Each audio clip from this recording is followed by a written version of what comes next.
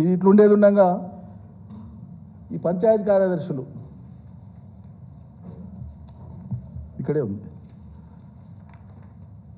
రాష్ట్ర వ్యాప్తంగా ఉండేటువంటి పంచాయతీ కార్యదర్శులు అన్ని జిల్లాలలో, ఒక జిల్లానికి కూడా అన్ని జిల్లాలలో వాళ్ళు ఆయా జిల్లా కలెక్టరేట్లలో మెమోరాండంలు ఇచ్చినారు.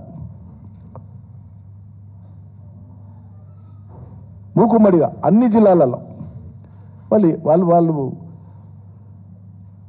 రోజువారీ నడిచేటువంటి ప్రభుత్వ అంటే పంచాయతీ కార్యక్రమాలకు పెండింగ్ బిల్లులు ఎట్లా రాలేదు, అవి ఉన్నాయి ఒక పక్క. అవి ఉండగా రోజువారీగా నడిచేటువంటి వ్యవహారానికి సంబంధించి ప్రతి పంచాయతీ కార్యదర్శి 30-40 వేలు దాకా మా జేబులోకి వెళ్ళి పెట్టుకున్నాము. మాకు పెట్టుకోనికే కూడా గతి లేదు.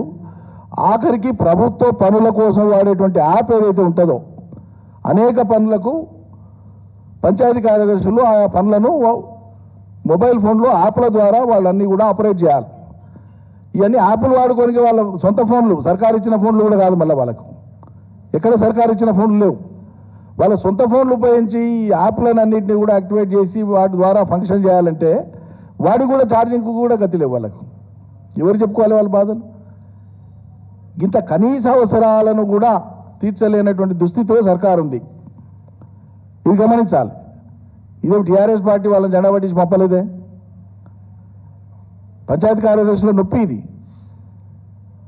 పంచాయతీ కార్యదర్శులతో పనిచేయించుకునేటువంటి విధానం ఇదేనా?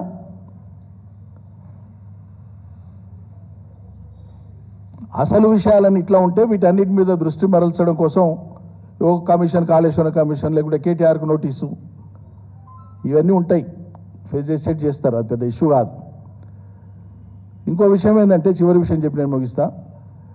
ఈ ప్రభుత్వమే ఓ కమిషన్ వేయాల, జ్యుడిషియల్ కమిషన్ వేయాల, కాళేశ్వరం ప్రాజెక్టు మీద వచ్చినటువంటి ఆరోపణల మీద లేదా వాళ్ళు చేసిన ఆరోపణల మీద నిగ్గు తేల్చడం కోసం అని చెప్పి వాళ్ళే చెప్పి ఒక కమిషన్ వేయించింది. బాగుంది.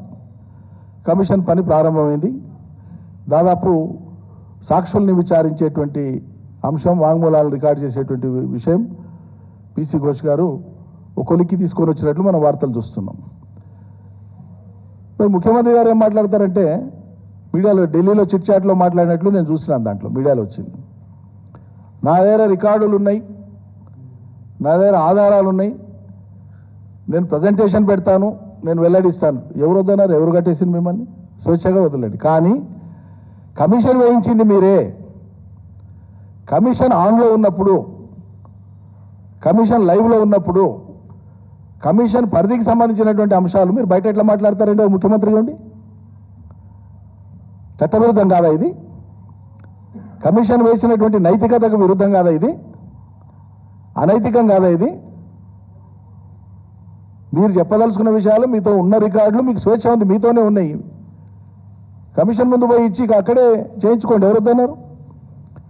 మీరు బయట మాట్లాడుతానా మేము కట్టేసేది ఏం లేదు. మీరు మాట్లాడే వాటి అన్నిటికీ మేము కట్టడి చేస్తున్నామా?